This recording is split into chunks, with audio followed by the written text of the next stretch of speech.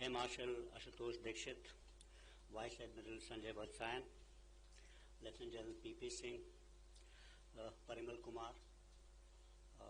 other distinguished members who are in the audience. Most of them look very, very familiar. Good morning to all of you. And so today we'll be talking about drones and counter-UAS systems. You know, throughout history, if you look, we have witnessed evolutionary as well as revolutionary changes in warfare, and that has transformed the kind of battles we fight. Change is either evolutionary, something like Charles Darwin spoke about, natural selection. Gradually, it happens over a period of time, and then there's a revolutionary change, which happens all of a sudden, something like an ice age which comes in.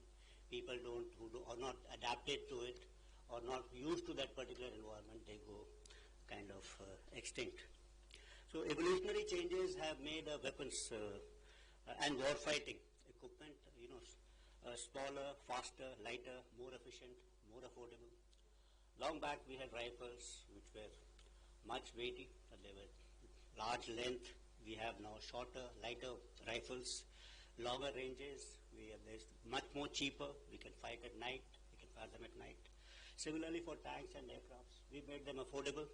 They're lighter, yet they maneuver very fast and they afford more protection. It's similar for even say explosives. We started with gun cotton, then probably TNT, RDX, today HMX. In that same weight, you can get more explosive power. These are kind of evolutionary changes. They happen gradually over a period of time. On the other hand, revolutionary changes, they impact the very character of war, necessitating organizational, doctrinal, functional, structural kind of changes. And they need new ideas, innovations, imagination, and new kind of thoughts.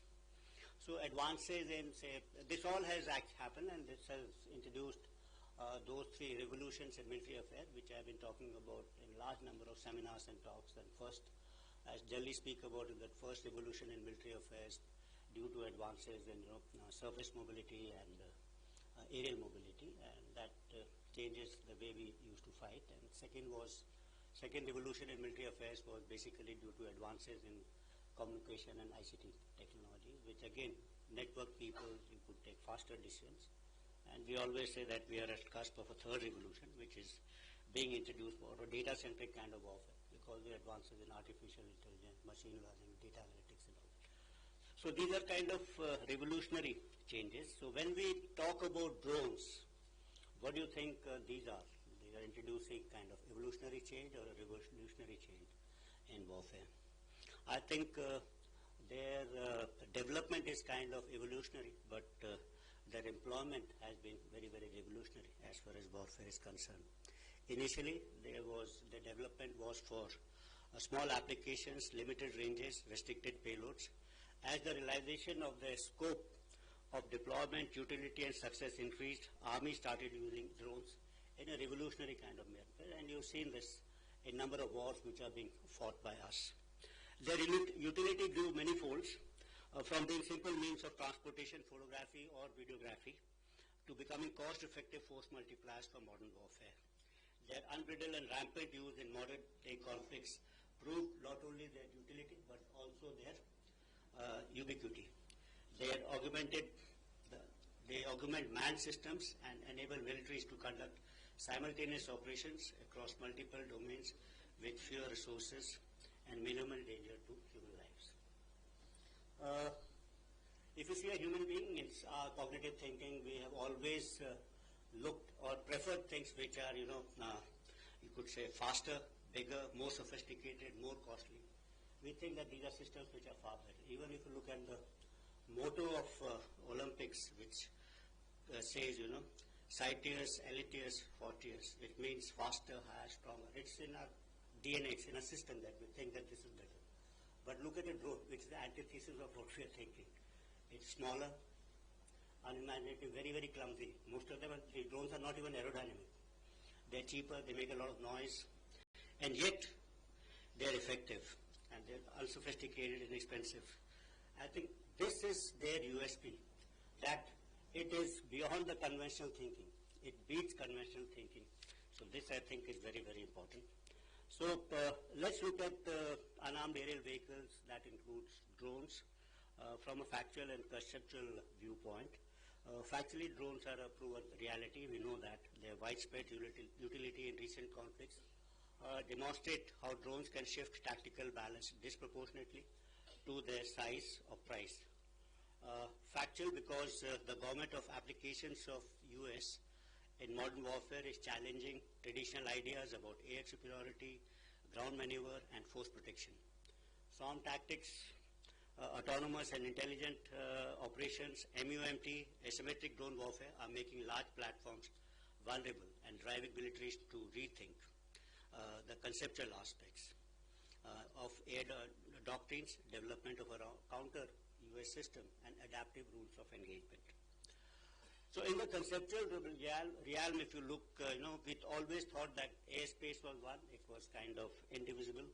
And it's there where manned aircrafts traditionally dominated battlefield. So this used to be there till about 18 kilometers or 60,000 feet or so. But the introduction of, say, ballistic missiles, hypersonic weapons, that is cruise as well as glide, has opened up that upper space, and we always say that today airspace also includes near space, so that's one way. But you look at the bottom side of it, that the lower space, which is below 50 meters. Now this is getting congested, and this requires a special kind of a treatment and understanding, because this is where most of the combat is taking place when we talk about these drones. So the need of the hour is to develop capabilities to harness this lower airspace gainfully through utilization of force multipliers like US systems, and at the same time dissuade the adversary from doing so by developing a robust counter-US systems. During Operation Sindoor on 10th of May, Pakistan had used unarmed drones and loiter ammunitions. None of them actually could inflict any damage to Indian military or civilian infrastructure. Most of them were utilized through a combination of kinetic and non-kinetic means. And some of them, in fact, could be recovered in almost intact conditions. We need to focus on combat in future in this particular lower airspace.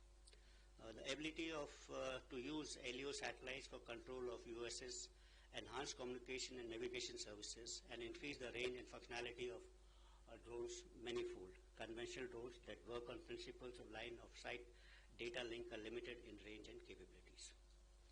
Let's now talk about counter-US system and a counter-US grid. As drones and autonomous systems become the choice of weapons for targeting, developing counter-US systems to protect our critical infrastructure and military assets assumes importance. Counter-US operations are extremely complicated. Detecting, identifying, tracking, and neutralizing drones involves creation of a counter-US grid that must be capable of integrating and networking multiple technologies such as radars, sensors, jammers, as well as directed energy weapons. The effectiveness of this architecture will hinge upon seamless coordination and integration across air defense networks, civil aviation, regulators, and local command and control structures to avoid gaps, fratricide, and operational blind spots. The modern counter-US system grid is not only about technology, it's about fusing disparate assets into a resilient, adaptive ecosystem that can dynamically respond to the evolving aerial threats in a contested lower airspace. Let's return to Atmanirbharta of both this drones and counter-US systems. Operation Sindoor has showed us as to why indigenously developed counter-US systems and counter-US systems built for our terrain and our needs are crucial. We cannot rely on imported niche technology that are crucial for our offensive and defensive missions. We must invent and build and safeguard ourselves. Dependence on foreign technologies weakens our preparedness, limits our ability to scale up production, results in shortfall of critical spares for sustenance and round-the-clock availability. Another important aspect of this capability is that foreign weapons and sensors, their capabilities are known to all, and adversaries can predict our tactics and doctrinal concepts based on the capabilities of this particular system. So you may have today on very modern aircrafts, air-to-air missiles, so say ranges are known to us, so are they known to the adversaries also.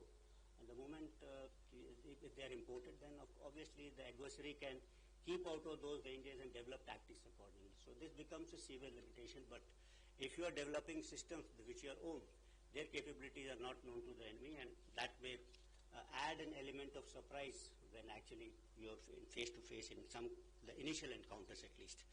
So when we design, make and innovate at home, we secure our secrets, cut costs, retain the initiative to scale up production, and maintain round-the-clock readiness. Our Honorable Raksha Mantri has rightly said that Atmanirbharta is not a choice, it's part of a duty.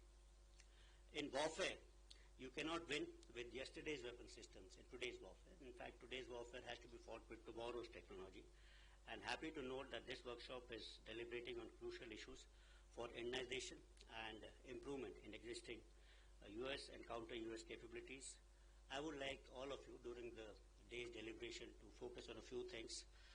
First, I think, is increased impetus on defense R&D to deliver next generation of solutions.